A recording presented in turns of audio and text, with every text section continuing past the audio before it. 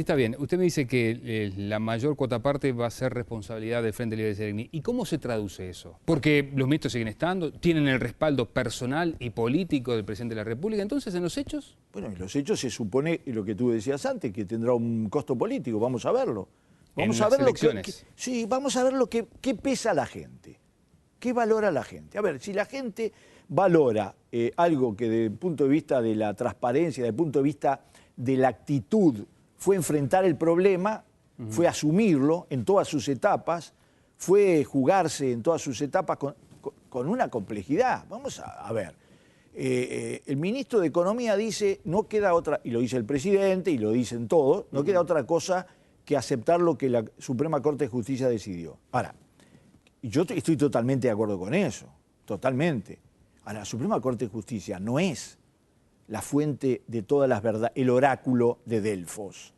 La Suprema Corte de Justicia podría haber decretado hace 4 años que la reforma fiscal, la reforma más importante de este país, otra Suprema Corte de Justicia, podría haber decretado que era inconstitucional.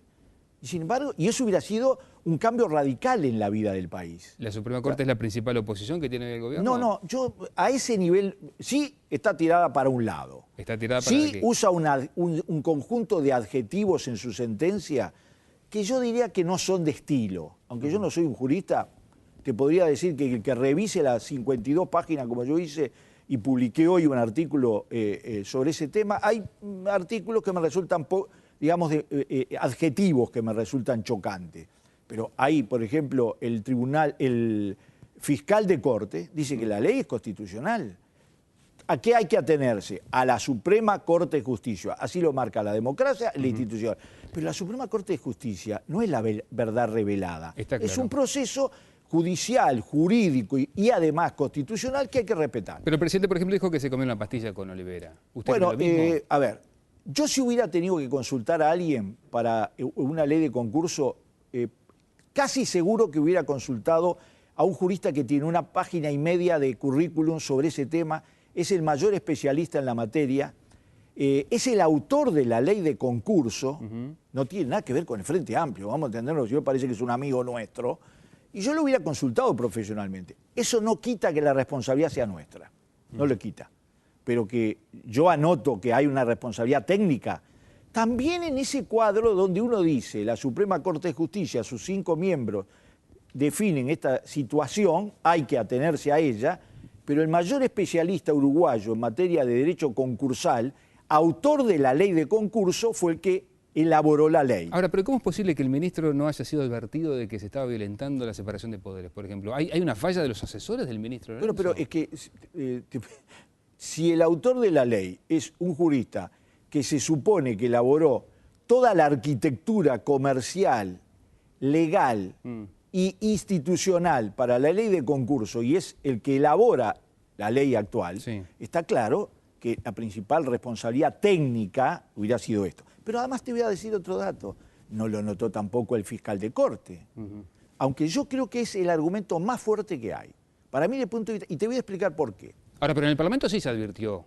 Y Sí, le consulto... mira, en el Parlamento, te voy a decir así, en el Parlamento es como el cuento del lobo. Sí. Hace tanto tiempo que están anunciando que va a venir el lobo, que se va a comer a Caperucita, la cama, el ropero, el cazador y todo lo que hay alrededor, que después de un tiempo suena como el cuento del lobo. Bueno, sobre todo si viene, ya van más de 5 leyes inconstitucionales. No, bueno, algunas efectivamente lo son y son indiscutiblemente, otras han sido discutiblemente no constitucionales. Y se lo pregunto, ¿sabe por qué, Valentín? Porque, y usted lo sabe, porque tiene mucho contacto incluso con los adversarios políticos. Se dice, acá los mató la soberbia. La soberbia del Ministerio de Economía y Finanzas no le permitió escuchar lo que se estaba diciendo. No, yo te digo una cosa, yo escuchando la oposición que en este tema y en otros temas no se le cae una idea para proponer algo más que tratar de sacar una migaja de todo esto, que no la ha sacado. Bueno, pero la oposición hace su juego. Pero está bien, pero vos sabés que hay un límite para todo. A ver, te voy a tomar un ejemplo. Cuando la ley que se votó en el año después de la crisis, el grado de alegría legal, para llamarlo de alguna manera, que tuvo esa ley, fue tal que si nosotros nos hubiéramos puesto a proponer la inconstitucionalidad, tenía que salir no por unanimidad, por ovación. Sin embargo, las situaciones hacen que a veces, situaciones especiales, lleven efectivamente a considerar los temas, en este caso absolutamente correctamente desde el punto de vista institucional. La Suprema Corte de Justicia no se va a poner a ver las consecuencias, no tiene por qué hacerlo, pero nosotros sí, los partidos sí. Vamos a decir, claro, la Suprema Corte de Justicia no se va a poner a ver qué pasa con los aviones, quién los mantiene, cómo funcionan. Digamos, la oposición se puso a saltar alborozada diciendo que no se iban a cobrar los 13.900.000 dólares que habían puesto en un remate, y se cobraron, se están cobrando. Entonces, la Suprema Corte de Justicia no se va a poner a analizar si ahora se lo tenemos que devolver o no, porque ahora también es culpa no de la sentencia de la Suprema Corte o consecuencia de la Suprema, es culpa siempre del gobierno. La oposición, y en esto yo tengo una visión, como yo hago campañas electorales aquí en la Argentina, siempre con la izquierda y nunca profesionalmente, nunca hice una campaña profesional. A pesar de que como algún resultadito hemos obtenido, podría decir que me han ofrecido campaña electoral, lo hago por razones de políticas, te diría, a ver, ¿cuál es la diferencia de matices que hay entre la oposición entre ellos? Casi ninguna. Casi ninguna. Yo me pondría a mirar, a ver, ¿no sería caso de que alguna oposición tuviera una actitud un poco más constructiva? No, ahora la gran disputa es quién es más opositor. Y no da gran resultado, porque Pluna, si vos medís por centímetros, horas kilométricas en la televisión y en la radio, comparado con el efecto político que tuvo, basta ver las encuestas, duró un mes el efecto.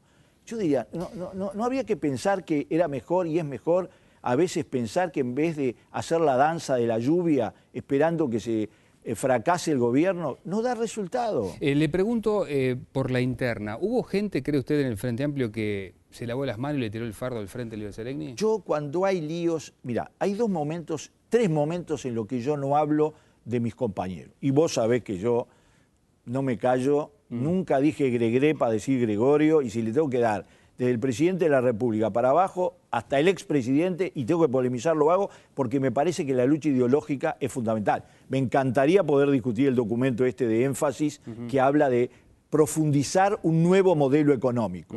Me encantaría discutirlo, capaz que no tenemos tiempo.